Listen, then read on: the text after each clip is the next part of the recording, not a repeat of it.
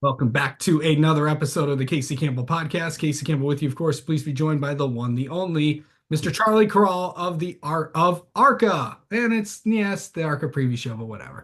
But it's always good to see you, Charlie. Lots been going on, so that's why I figured I'd have you on again. Coming off a good race at Rockingham, and you guys got to debut something. The broadcast obviously was on Flow, but it was also on NASCAR's new Tubi channel. So you and Eric Brennan, along with Jacqueline Drake, called the race. How was that experience at Rockingham? It was just terrific, Casey. As someone who grew up, watching my uncle's race team, compete and win at Rockingham over the years, and watching so many legendary drivers that I grew up, Dale Earnhardt and Mark Martin and Rusty Wallace, and just some of the legends of the sport, race at that racetrack. And it was never a place that I ever thought that I was going to even have a chance to go to, much less see another race there, after it had been, uh, closed, not only in 2004, but again in 2013. And to go back and have a chance to work with a guy who I think is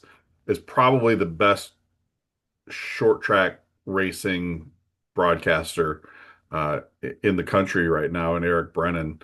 I would say the best up and coming, because I also get to work with Jim Trado and Adam Mackey, who I think are Me too. the two of the best as Don't well. But forget Dean Strom as well. that's right. But to have to be able to work with Eric Brennan, someone who I have known, we've been online friends in this new age world that we live in. I've been online friends with Eric Brennan for over 25 years, and when he was just a kid trying to get a foothold in racing, he was just a big fan of the sport, and he wanted to get involved. And my advice to him was, go to your local track and find a way to get involved there. And that's exactly what he did. He went to Wall Stadium and quickly became the track announcer there, and obviously is really, really good. And look at where he's at now. The Cars Tour, and he's doing probably half of the remaining ARCA races on Fox Sports. And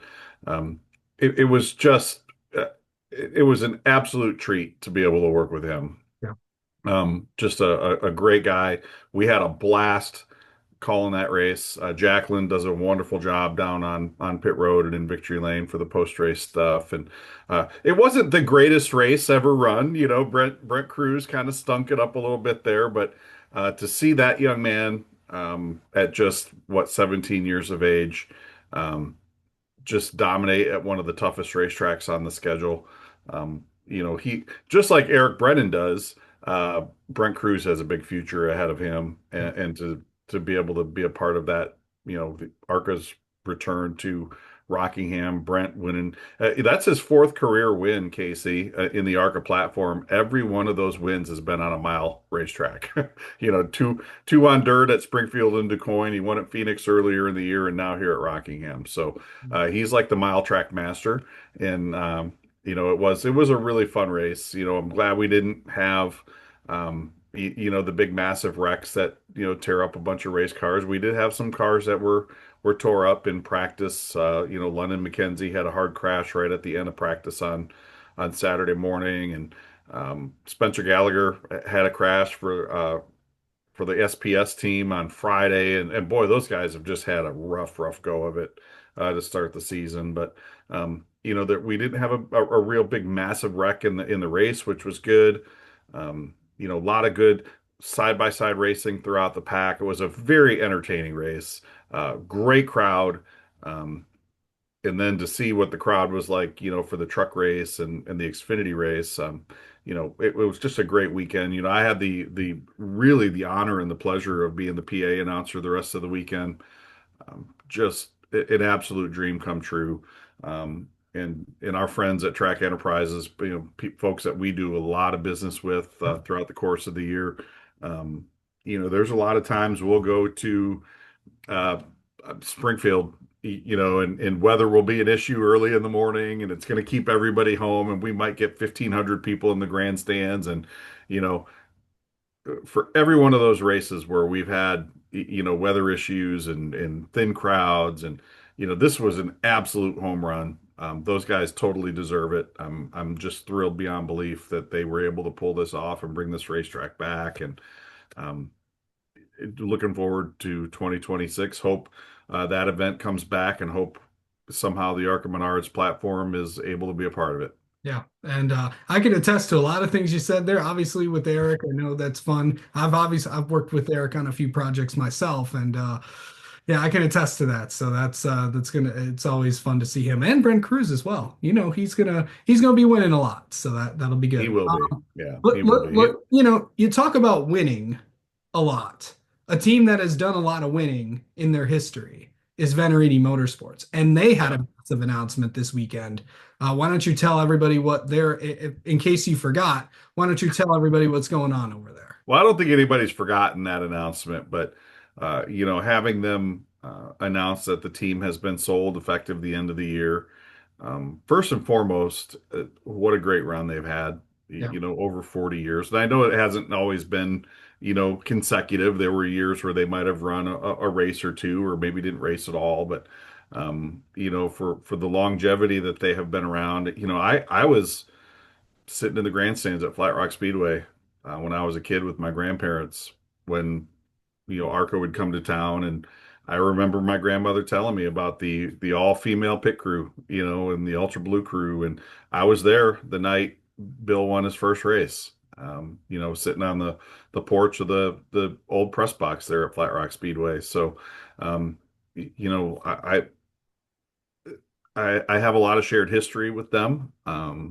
They've been a big part of the racing series that I have followed my entire life. Um, I've become, I'm friends with everybody. Casey, I don't have favorites. They're all my favorite. I tell you that all the time. Absolutely. But I have come to really enjoy spending time with Bill and Kathy, and Billy, I think, has this reputation, but I like to think that I've gotten to know Billy pretty well too over the years, and really enjoy him and his wife Emily, and their children, and they're just great people. They've got really big hearts, and um, they have been a part of ARCA all of these years for the right reasons. Yeah. They wouldn't have stayed here for 40 years without it being the right reasons. And they deserve all the success that they've had. They've worked hard to get it. They've put in the time. They've put in all of the effort. Um, and they deserve to go out in the manner that of their choosing, and to be in a position where they can put that team up for sale, lock, stock, and barrel, and for someone like Nick Tucker and Joe Tovo to come in and decide to carry that on. I think that's just fantastic. It's great for Billy. It's great for his parents. It's great for Nick and Joe. It's great for us.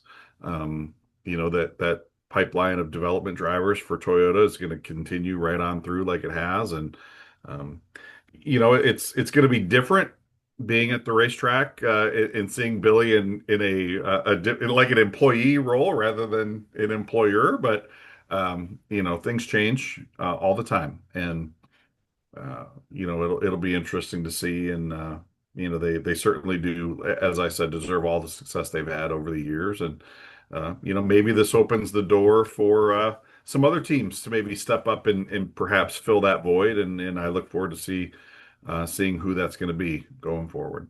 Yeah, and of course, also you have, of course, there's also Billy's sister Wendy, which of course is a pit reporter for PRN as well. So, and of course, obviously, she'll be continuing on, past 2025. And then of course, Billy will still be around in 2026, and then he'll step aside. But it's gonna be interesting to see, it's obviously, that's what I mean. The only constant of ARCA, well, besides, Ron, um, has been, And me, right? well, of course, has been Right, Venerini Motorsports. right. Obviously, I know there's been a long standing relationships, of course, in ARCA, of course, with the Venerinis go long back, of course, the television deal with Fox as well, your association with Menards and NASCAR and all that. But yeah, it's always like when something you've known for so long is going, like, what's it going to be like just to how people are going to celebrate them, because we're going to one of the tracks that they've won at a lot at Talladega. Well, I don't know that we're in the let's start to celebrate their their career just yet. They've got a lot of racing yet to do. That is true. But I think at some point this year we will certainly have the occasion to thank Bill, Kathy, Billy, and Emily for everything that they have done for this platform, and stay tuned for those details as we get closer.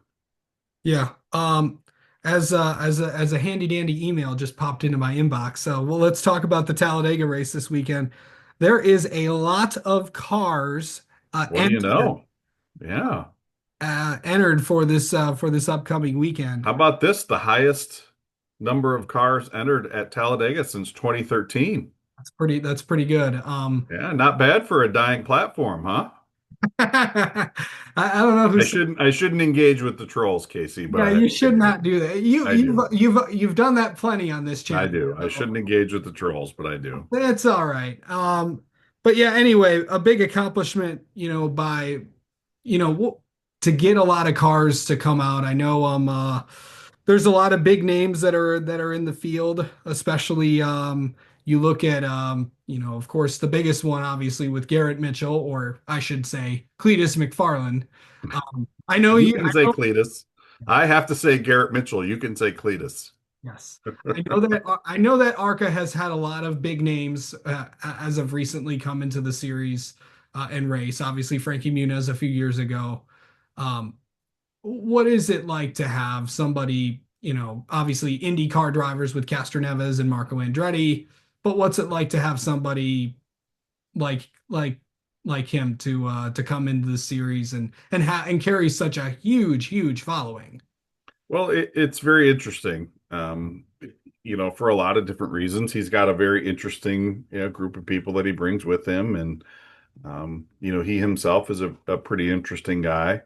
Um, the I don't know how much he likes to pull the curtain back on the difference between Garrett Mitchell and Cletus McFarland, but he is a very interesting guy, and I think the fact that he is into racing, that's what he does. That's kind of like the core of his YouTube channel is racing at the Freedom Factory, which is a short track down there in Bradenton, Florida. That's kind of what he's built his whole uh, content creation around. And yeah, he does some weird and wacky stuff, and it's not necessarily my cup of tea as a viewer. But I will say I completely understand why he has as many followers as he does. He's a wacky dude, and um, there's that is a very appealing type of content for the demographic that we try to sell our product to. So I totally get it. I think he's an interesting guy. I have enjoyed watching the videos of his that I have watched. I do think he is very smart. He is very entertaining. Um, I really would like to see what he can do behind the wheel of the race car for 76 laps. I know that he got, his day got cut short there at Daytona, but really in situations that were out of his control, just wrong place, wrong time type stuff. So I hope he gets a chance to make it to the end, and I'd like to see how it shakes out. I think we'll see him, if he can, run up a little closer to the front than we saw him there at Daytona. Absolutely. So a lot of other names are also going to be in this field that a lot of people may recognize. The good doctor is in, Dr. Star Poli. Of course, he'll be in the 15. You got William Sawalich. The names that you'll see like LeVar Scott and Lawless Allen. Of course, you got Butterbean Queen and Isabella Robusto. Amber Balkan is back. Of course, Thad Moffitt is running full time as well. Cole Raz. And then, some other names to keep an eye on. Of course, Steve Lewis Jr. is back as well. So a lot of names in the. You've glossed over one there, Casey. I was about to get to that. Spencer Gallagher is also Yeah. back as well. So You know what? His last ARCA race, 2014 at Kansas, he won it. yeah. So he's coming in on a hot streak. It's Yeah. only been 11 years, but he's coming in on a hot streak, huh? Yeah, he is. You gotta. What is it like to see him back in the series? Because I know Arca has also featured a lot of names that haven't been in the series in a while, or names that you may not recognize. And of course, the last time I believe he was at Talladega, he won in the Xfinity race, I believe in 2018. So, Yeah, and um, I always enjoyed having Spencer around back in the day when I was doing ARCA internet radio stuff with my pal Tim Clegg, and we had a lot of fun with Spencer back in the day, and I'm looking forward to having him back. I think he's gonna in a really good race car. That 23 team, despite the fact that they have had rotten luck this year and yeah. have had a couple of race cars written off already.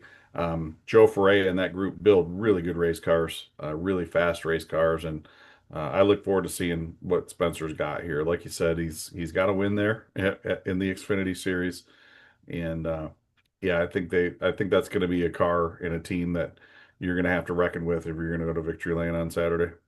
All right. Well, of course, we got a lot of action. I should also mention that there's no qualifying this weekend. So, can you just explain how the field's going to be set up for people that may not know? Well, a lot of people are asking why we don't have qualifying here. So let's talk about that first. Yeah. So, we go to Daytona in January and do a 2 day, open practice session down there. Then we come back to Daytona a month later and have another hour of practice and qualify and race. And the setup on these race cars, Casey, is pretty much exactly the same. There's very little difference between the setup at Daytona and Talladega. We've already had these cars on the racetrack if you've chosen to spend every available moment on the racetrack, Casey, that's like 12 hours of practice time. You know, it, the only thing that you're gonna have in practice at Talladega that you didn't already have at Daytona is perhaps the need to pull out your backup car. We don't want to do that. We don't want to put these teams in a position to have to drag a backup car off the truck. And um it makes the most sense to us, and this is something that the teams have asked us for is let's just set the field by owners points. We don't need to worry about putting cars at risk. There, I got to tell you, we likely would have had more cars on the Century list, um, if not for a couple of wrecks there in Daytona. And there's a way that we would have done a limited number of time, positions available by time had we been in that position. But this is something that the teams have kind of asked us to do. So we set the field by 2024 owner points. We'll give the teams a few minutes to shake their cars down on Friday. 6 minutes, groups of six cars. We'll each get 6 minutes. That's good enough for 3 or 4 flying laps. And we'll call it good and we'll go race on Saturday. I also forgot to mention one driver. The defending winner, Jake Finch, is back as well. So, Yeah. Led every lap last year. yep, Venturini Motorsports has 4 cars this weekend. And of course, what a way after, of course, last week's announcement. If one of Yeah, them, and I think you'll also see Isabella run closer to the front. She was battling for the lead when she got wrecked there at Daytona. So I think she's going to be pretty solid. She's a great little race car driver. I'm just so anxious to see her maybe get up there and start fighting for some wins. She had some really great runs last year, and boy, wouldn't that be awesome to make some history with her later on in the year if we're able to get our first female winner. She's right there. She is, and I think she's going to be in position to be able to do that perhaps on Saturday. absolutely. All right. Well, Charlie, thanks so as always for the time and best of luck with everything that you guys are having at Talladega. And we'll talk to you later in the year. You got it, Casey. Thanks, bud.